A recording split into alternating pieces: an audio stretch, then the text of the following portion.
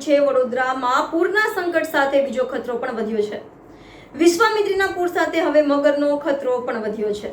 વડોદરા શહેરના વિશ્વામિત્રી નદીનું પાણી ફરી વળ્યું છે। વડોદરામાં પૂરના સંકટ સાથે બીજો ખતરો પણ વધ્યો છે। વિશ્વામિત્રીના પૂર સાથે હવે મગરનો ખતરો પણ વધ્યો છે। વિશ્વામિત્રીના પાણી વડોદરા શહેરમાં ફરી વળ્યા છે। નદી સાથે હવે MS યુનિવર્સિટી ખાતે મગર જોવા મળી રહ્યા છે। શહેરના સાજીગંજ વિસ્તારમાં આવેલ MS યુનિવર્સિટીના ડેરી ડેન સર્કલ પાસે મહાકાય મગર જોવા મળ્યો હતો।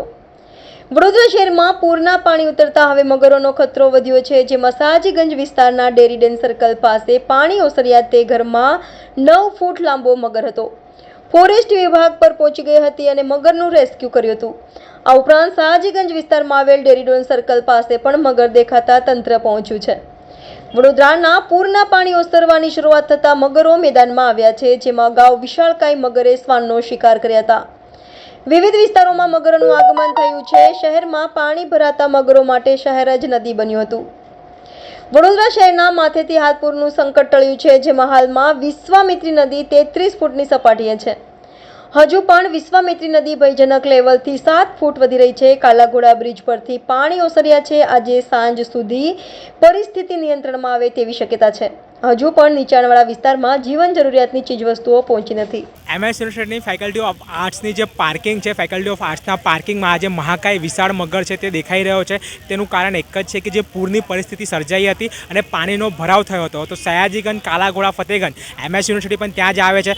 સૌથી વધારે જો પાણી હોય તો આ વિસ્તારમાં પાણી હતું અને જ્યારે પાણી ઉતર્યું આજે વહેલી સવારે ત્યારે કંઈક ને કંઈક જે પ્રાણીઓ હતા, જેમ કે વાત કરી ક્રોકોડાઇલ, મગર, આ ખાસ કરીને વડોદરા શહેરમાં અને વિશ્વામિત્રી નદીમાં દેખાતા હોય છે। તો આ મગર આજે MS યુનિવર્સિટીની ફેકલ્ટી ઓફ આર્ટ્સની પાર્કિંગમાં જોવા મળ્યો। આવનાર સમયમાં વિદ્યાર્થીઓ અભ્યાસ કરવા માટે આવશે, આવા પ્રાણીઓ ટીમ બોલાવીને જે પણ જગ્યાએ આવા જે હિંસક પ્રાણીઓ છે જેથી નુકસાન થશે તે લોકોને રેસ્ક્યુ કરીને તેમના સ્થળ પર મૂકવામાં આવે, એમનું સ્થાનાંતરણ કરવામાં આવે, એ જ અમારી તંત્રને અપીલ છે। લોકો પણ કાળજી રાખશે। આવનાર સમયમાં વિદ્યાર્થીઓને કહેવા માગું છું કે અભ્યાસ કરવા માટે આવે તો પોતાની જાનને સુરક્ષિત રાખીને આવે, હાલમાં ના આવે તો પણ ચાલશે। યુનિવર્સિટી દ્વારા હાલમાં તો રજા જાહેર કરવામાં આવી છે। MS યુનિવર્સિટી છે। હવે તમે જોઈ શકો છો ડેરી ડેનની સામેનો જે ગેટ છે ત્યાં મોટો મહાકાય મગર આવી ગયો છે। એ લગભગ 12 થી 13 ફૂટનો છે। એનું વજન 300 થી 350 કિલો છે। તો અત્યારે અમારી પ્રોફેશનલ ટીમ જે બધા સિનિયર્સ છે એ બધા આવીને એને પ્રોપર હમણાં એને ત્યાં ખૂણામાંથી કાઢીને એક થડ સાથે બાંધ્યો છે।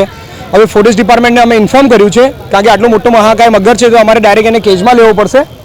હા, બરાબર, તમે જોઈ શકો છો કે એટલીસ્ટ એને પણ અમારે એટલું સેફલી એને રેસ્ક્યુ કરીને બરાબર ફોરેસ્ટ ડિપાર્ટમેન્ટને આપવાનો છે। તો અમે અત્યારે જસ્ટ થોડું અમારું આ કામ બતાવી લઈએ।